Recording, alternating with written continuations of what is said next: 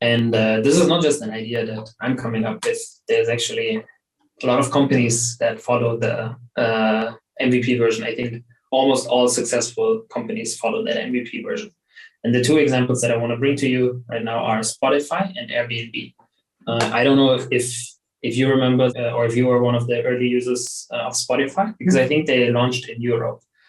But I still remember when I downloaded it, because Spotify at first was just a desktop app that the only thing it could do was streaming.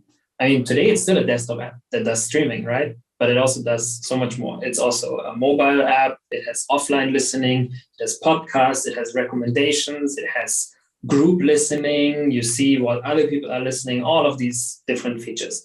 But when they launched, when Spotify came out, what they were not sure is whether people actually wanted to listen to music streaming. Because what people were most used to at this time was to buy music. iTunes came in and they changed the game from people buying albums to buying individual songs. So at the time that Spotify launched, everyone was buying their 99-cent songs on iTunes. But people still owned music. They could not imagine not owning music, because that's what Spotify is. You have the whole catalog, but you're not owning it. And that was a very, very different way of consuming music, consuming content. So they weren't sure if it was going to work.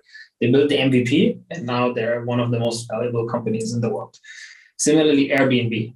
They were not sure if people would be comfortable booking a stranger's apartment, because people were used to booking hotels. That's the only way you would travel. Or maybe there were bed and breakfasts, but there was still like a proper hotel establishment, not a private person's home. So that's where Airbnb came in. And at first they had a website where you could only view and book one apartment. And that's how they validated. It was a very basic website. You just had a number to call. And that's how they found that, yes, people are actually confident doing that. And basically that's how you would also think about it. What's the easiest way to do it? What's the easiest way to validate your product? And MVP is not the only way of doing it, of bringing out the smallest possible way for you to learn whether your product can work. So when you think about it, we talked before customer interviews. Imagine you have an idea. You can also just pitch it to customers, and that can give you some early validation. It depends on where you're going to find those customers. Let's say you're a product manager working on in a company with an existing product, and you're trying to figure out what's the next thing to build. So then you have your existing customer base, and these people will be the right people. Of course, you can then slice them maybe on feature usage or on some profile properties. Let's say you have a product where you build something for small, but also for large companies. And you're thinking about the next feature, which you think will only be beneficial for large companies. So then you would slice your user base and only take those large companies and interview them. But also when you want to launch something to a customer base that you don't have yet, you might go. So what we used to do before COVID was called guerrilla testing. So we would actually just go to the local coffee shop next to our office, and we would buy people, like we would ask them, can I buy you a coffee? I want to ask you a few questions. And then while you stand in the queue with them to buy them a coffee, you can ask them a few casual questions, and that already tells you where do they fit? Are they your target group? Like what's their age?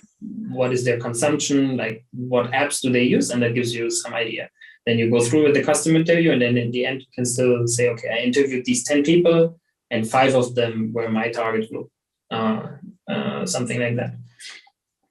And lastly, how you can also get people is through online forums, maybe Reddit or Product Hunt or different platforms, different social media or other kind of networks where people are passionate about products. And you can recruit people there quite easily to get them to talk to you. And you would just ask them beforehand a few questions, or if you have them sign up through a Google form for your customer interviews, then you can also ask these questions beforehand. Maybe you're not super confident that that is the only thing that you need. Just because customers tell you they want something, that should not give you enough confidence then to build the entire thing.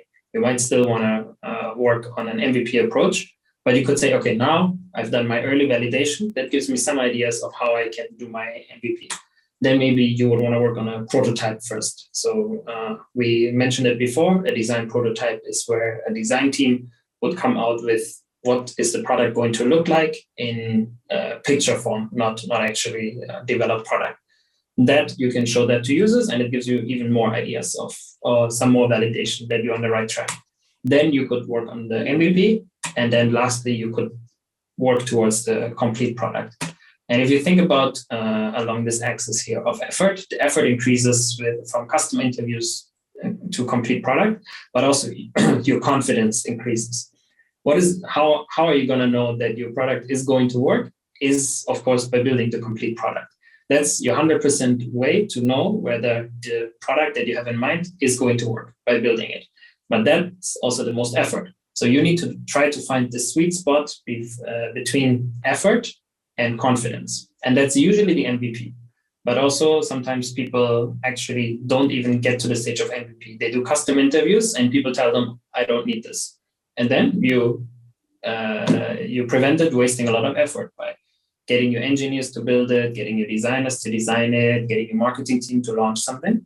So as product managers, we usually move along these different ways of learning about our users until we get to the launch stage.